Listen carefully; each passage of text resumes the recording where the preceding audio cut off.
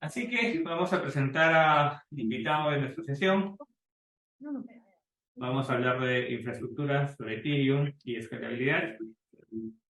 Y le damos la bienvenida a nuestro invitado que es Manu Otsuka. Hermano, bienvenido. Solo operaciones y estocásticos. Hola amigo, ¿cómo están? Sean todos bienvenidos. Muchas gracias. Muchas gracias amigo por la invitación. Realmente me emociona mucho estar acá. Tenía mucho tiempo que no hacía esta clase de eventos en vivos y bueno, me trae muy buenos recuerdos. Así que muchas gracias por la invitación. Bueno, encantados nosotros de tenerte por acá. Así que primero cuéntanos quién es Manu Otsuka, en qué proyectos está, cómo entró a cripto, cómo saldría. Bueno, hermano Guchuca es un loco. Mentira. No, no, realmente yo soy una persona que llevo asociado a cripto específicamente desde agosto del año pasado. Empecé trabajando como traductor en una pequeña página web y allí poco a poco fui creciendo y conociendo acerca del ecosistema. Y en enero de este presente año empecé a como que a mejorar en ese aspecto. Primero empecé como traductor. En diciembre de ese mismo año, recuerdo que yo hice un artículo que se llamaba el Rexumen, el cual fue como la primera experiencia que tuve rehaciendo artículos y hablando acerca de cripto como tal. Y eso me ayudó a entender un montón de cosas. Luego de eso me asocié a L2 en español, que es la comunidad que estoy representando en este momento, y he hecho muchísimos más artículos. Empecé como traductor, luego editor y ahorita actualmente soy researcher de L2 en español. Genial. ¿Cómo pasas de entrar al, digamos, al mundo cripto? Que al final el ecosistema termina siendo muy grande, tienes DeFi, tienes NFT, gaming, tienes metaverso. ¿Cómo es que decides, al final, tomando la oportunidad, por supuesto, pero cómo es que decides sentarte en Layer 2? Bueno, es que, ¿cómo sucede? ¿Qué sucede? Realmente, mucho antes de ser editor, yo ya había tenido relaciones con criptomonedas, no era la primera vez que las usaba. Más que todo, sobre todo por el tema de la pandemia. Creo que muchos de nosotros empezamos en pandemia, en el cual estábamos en casa y nos poníamos a leer de formas de cómo generar ingresos por Internet. Y una de esas fue el tema de las criptomonedas. Y en todo ese conocimiento me di cuenta que existían gran cantidad de redes.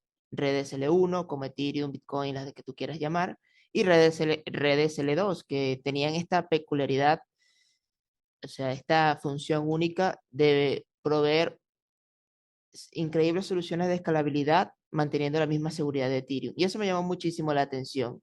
Entonces, imagínate tú que a una persona que le gustan las L2 consiga un grupo de L2 en español. O sea, es espectacular. Y así fue más o menos esa pequeña asociación como llegué.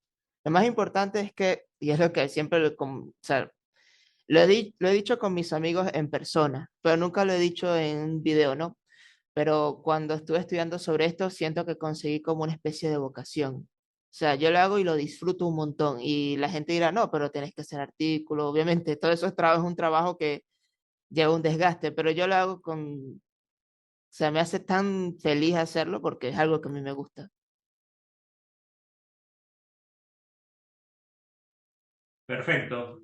Y ahora sí, creo que te cedo el espacio, así que completamente tuyo, cuéntanos y ponnos al día de lo que sabes. Así que, Ok, bueno chicos, empecemos. Primero voy a compartir la pantalla para que todo quede claro. Que yo arme esta pequeña presentación. Yo sí hice mi tarea.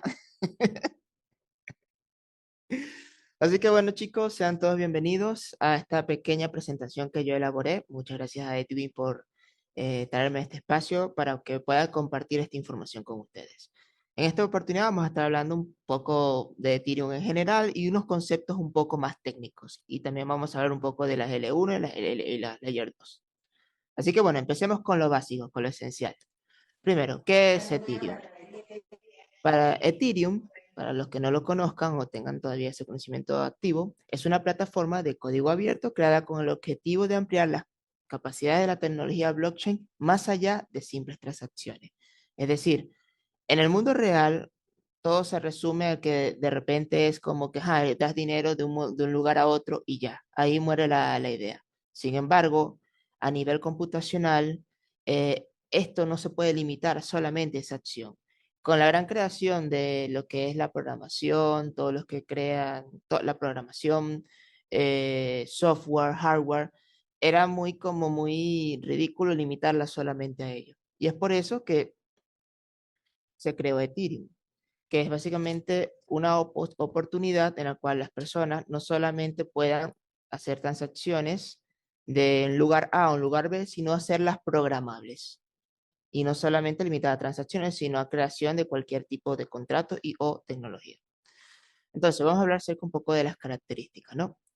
Las características de Ethereum es que es una red descentralizada, es decir, que no la gobierna nadie, que no existe una sola entidad que tenga control sobre ella y que puede decir, hey, mira, vamos a pagar a Ethereum un día de mañana, así como si fuera a las puertas de una empresa. No, es totalmente descentralizada. Pertenece, en teoría, es una ownership compartida entre todos los usuarios que la componen, en este caso los nodos. Segundo, es inmutable. ¿Qué significa esto? De que una vez de que algo fue asignado a un valor, es decir, que una vez que se entró dentro de Ethereum y se garantizó de esa forma, no puede ser cambiado. Es decir, una vez en ese sentido. Tercero sería el token Ethereum, que es básicamente la moneda nativa de la red, la cual es la encargada de pagar las comisiones de la red y también es la moneda nativa que los nodos utilizan para poder construir los nodos. En Ethereum, cuando una persona quiere ser un nodo o un validador, tiene que depositar aproximadamente, o stackear en este caso, 32 Ethereum, que es la moneda original de ellos. Y por último, los smart contracts, que creo que son una de las cosas que separa a Ethereum de muchas redes en particular. Los smart contracts básicamente son como pequeños programas o pequeñas funciones programadas que permiten a los usuarios realizar ciertas acciones basadas en un efecto, en una causa-efecto. Por ejemplo, si yo creo un smart contract de que cada vez que me depositen algo me genere un NFT, bueno, esa clase de cosas se pueden utilizar a través de la tecnología de Ethereum. Sin embargo, aquí es donde vamos al concepto básico de todo, que es que los smart contracts son generados a partir de algo que se le conoce como la máquina virtual de Ethereum. Entonces, ahí es donde vamos a llegar en este punto. Uy. Primero hablaremos, ¿cómo? ¿Escuché algo? Bueno, no importa. Antes de seguir con esto, lo que pasa es que estoy dando cuenta de algunas cositas, es que, si se dan cuenta, Ethereum en comparación a las otras redes que existen, tiene una gran dominancia en comparación a las demás. Tiene aproximadamente 54.62. Estos datos los pueden conseguir fácilmente en una página que se llama Defilama. Y aquí pueden ver que Ethereum, en comparación a su segundo competidor más cercano, posee una mayor cantidad de TVL guardado en lugar del mismo. Por ejemplo, en Ethereum tiene 937 protocolos, que es la mayor cantidad en comparación a las otras redes. Y también tiene el TVL más grande, con aproximadamente 22.056 billones de dólares estaqueados. Entonces, esa es la primera red del mundo, por así decirlo, la más grande, y que tiene la mayor cantidad de TVL en comparación a su segundo, para los perseguidores. Bueno, no sé si se puede ver bien. Sí, ok, aquí está. Bueno, hablemos ahora un poco acerca del Ethereum Virtual Machine. Bueno, lo primero que hay que entender es que el Ethereum Virtual Machine es un entorno creado mediante software que permite emular un dispositivo hardware en nuestro propio dispositivo. ¿Qué significa esto? De que tú, en tu propia computadora, puedes emular de manera virtual otra computadora. Pero seguramente ustedes se estén preguntando, ajá, pero ¿cuál es el objetivo de esto? ¿Por qué tiene, cuál es el sentido? ¿Por qué yo tendría que correr una computadora dentro de mi computadora en vez de usar mi computadora directamente? ¿No? Bueno, esto sucede porque los smart contracts están programados con comandos especiales que no son compatibles con los sistemas operativos actuales. Entonces, ¿qué es lo que se hace? Bueno, tú corres una máquina virtual dentro de tu computadora que sí es compatible con todas las características que necesitan los smart contracts para ser programados y de esa manera los puedes correr. Además, la idea principal de Ethereum es que sea accesible a todo el mundo. Entonces, imaginemos si tienes una computadora que está creada con Windows no es la misma programación de una que está creada con Linux o iOS. Entonces, el objetivo principal es crear un entorno que cualquier computadora pueda instalar dentro de ellos y que puedan correr smart contracts. Ahora vamos a hablar un poquito acerca del funcionamiento de la EVM, o más o menos como un pequeño ciclo de vida de cómo funcionan los smart contracts.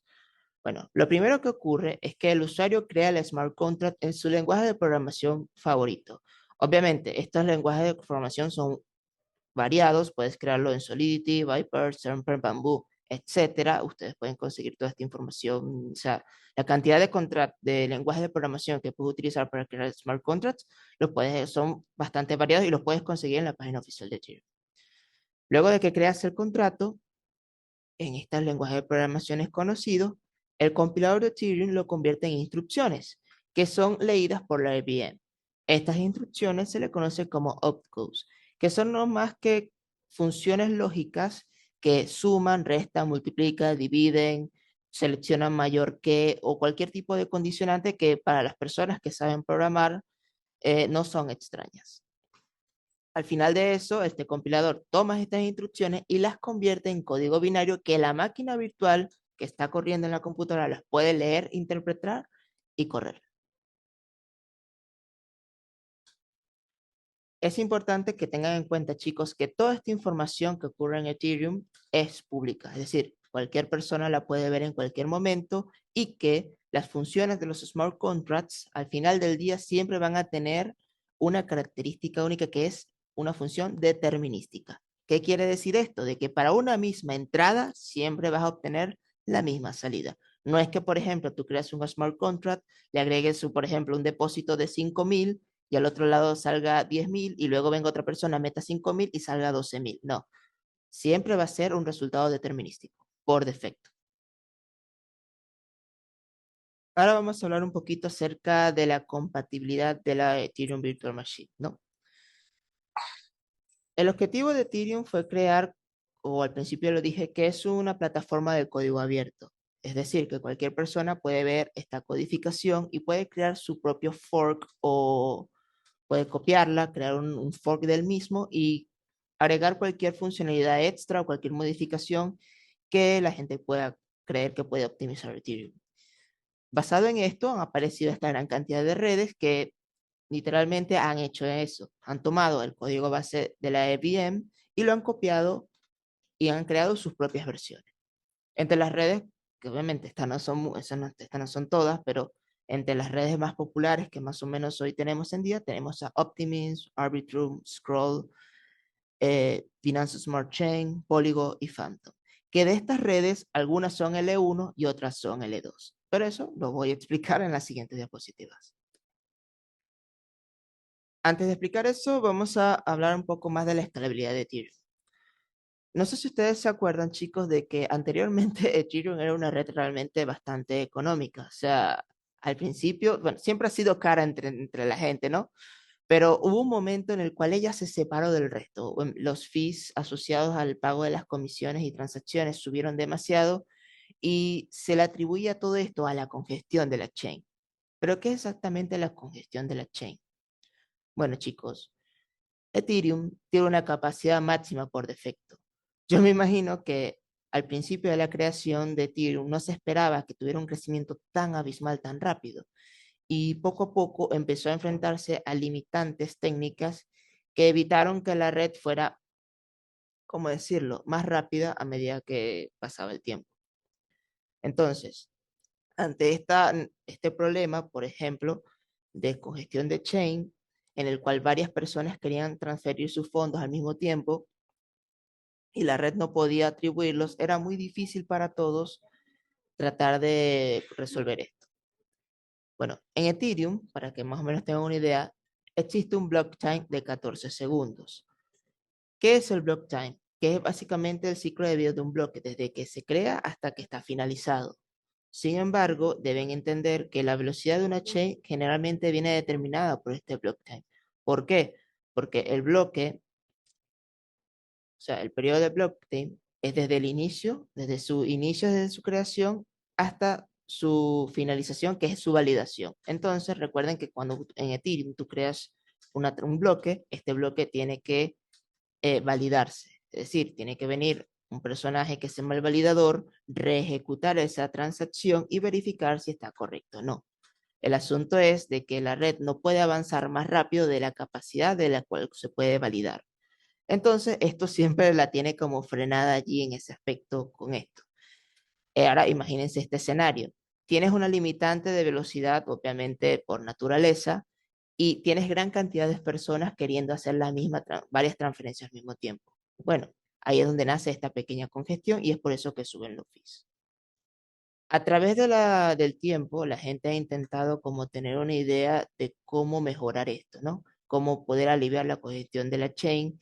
Y una de las opciones que se tenían en su momento era la cual mejorar la cantidad de los nodos.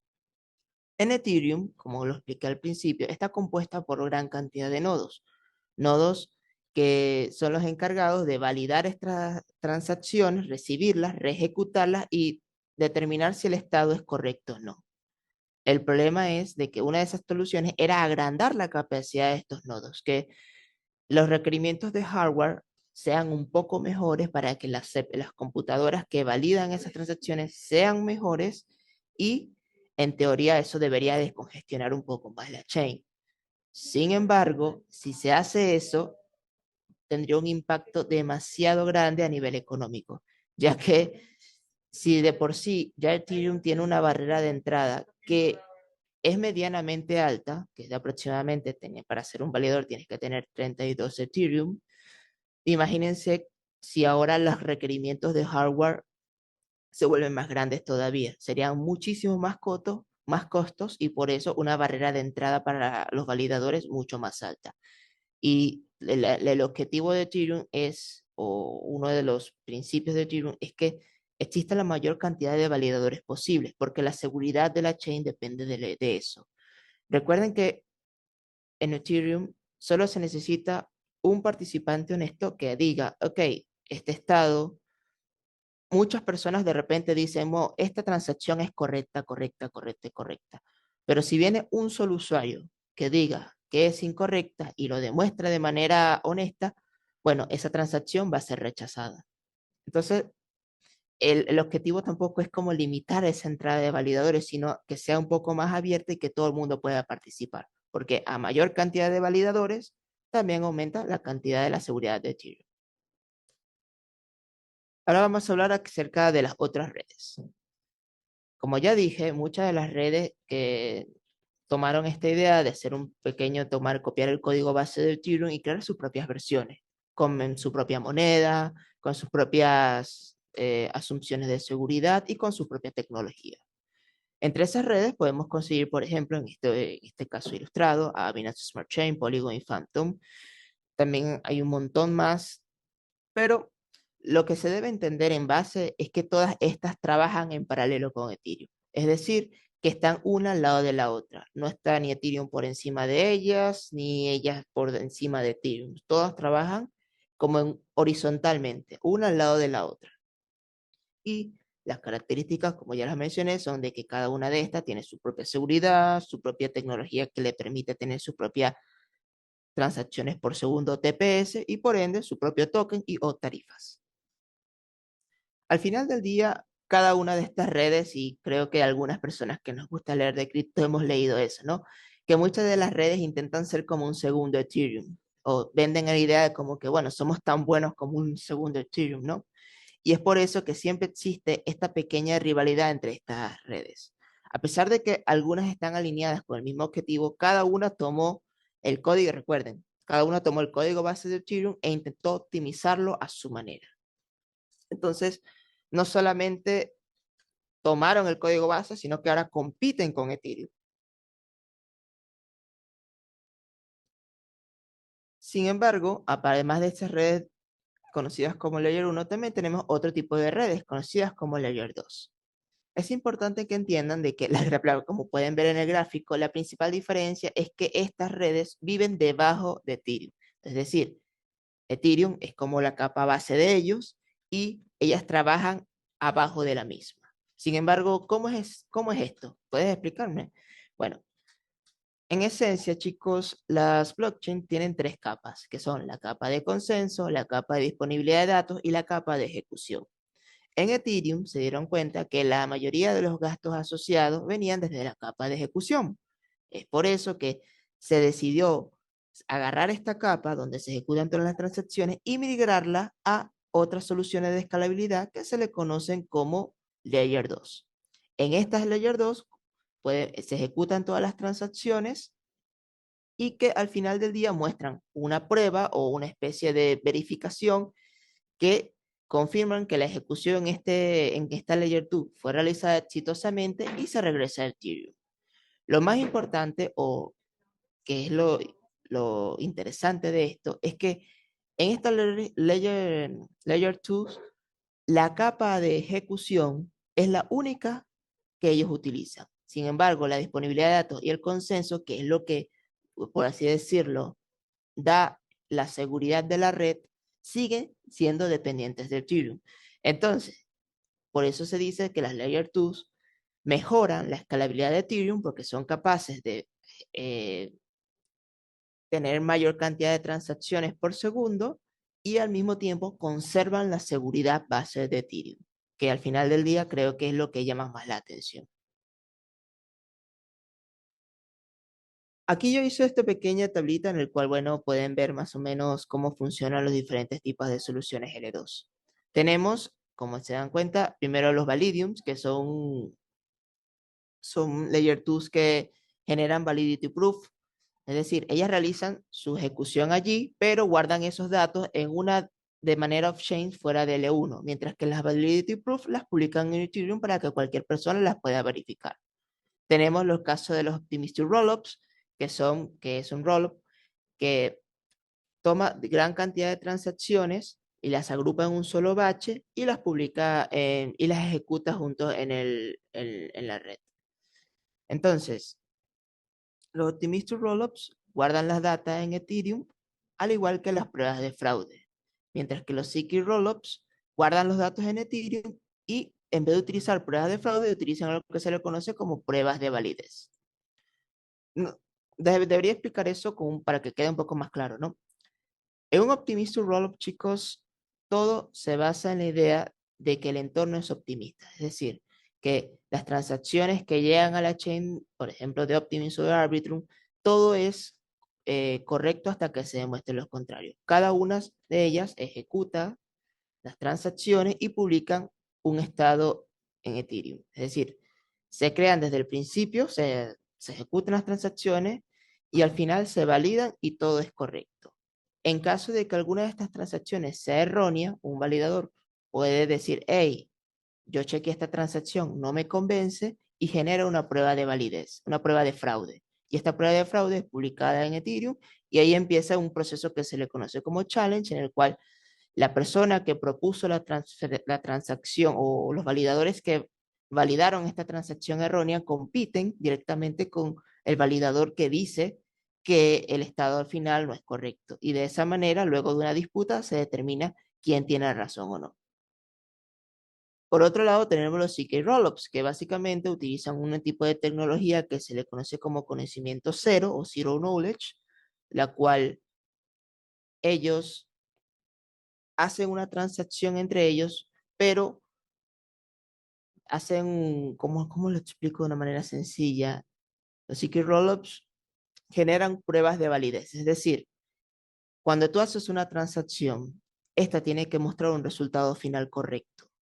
Entonces, después de que se realiza la transacción, las personas o los validadores reejecutan las transacciones y luego de que varias personas o varios validadores confirmen esta misma transacción, se genera esta prueba de validez que es publicada en Ethereum. Esta prueba de validez es básicamente un resultado de que fue procesado en un programa. Y seguramente ustedes dirán, ajá, pero ¿qué pasa si de repente alguien falsifica esta prueba de validez? ¿Cómo sé yo que esta prueba de validez no es falsa? Bueno, justamente ahí es donde entra la tecnología CK, que es como que verificar que algo es correcto sin revelar información ¿cómo decirlo?, sensible. Y por último tenemos el tipo plasma, ¿no? Que son parecidos a los optimistic rollups en la esencia de que utilizan también pruebas de fraude, pero son similares a los Validium porque guardan esta información fuera de la chain.